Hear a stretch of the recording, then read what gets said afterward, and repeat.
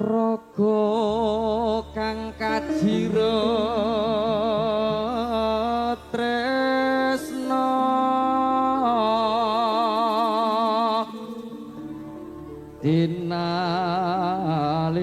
dinalitali ing jiwa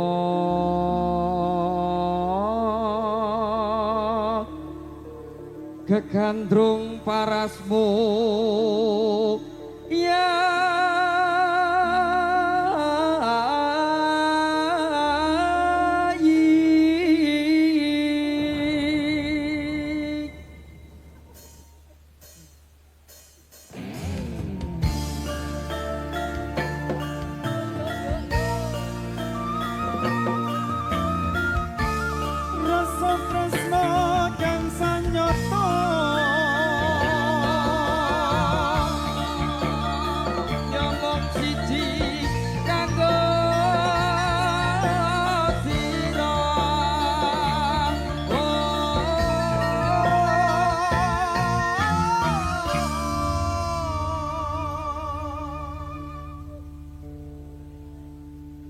ora gampang nampa lelakon iki aku wis nyoba ikhlas nanging abung tak lakoni tanpa kasunyatan tresna kowe sumandi wong liya aku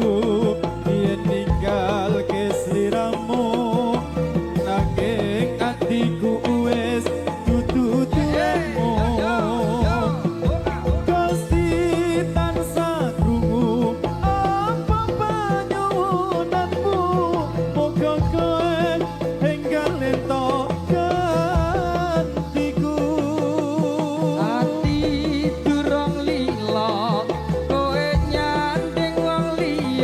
apa iki kasunyatan sing tak nampa pasane kembang magar ono ing ngerti aku sing wis cukup lalekno timbang atimu lara perkara sanes ora bisa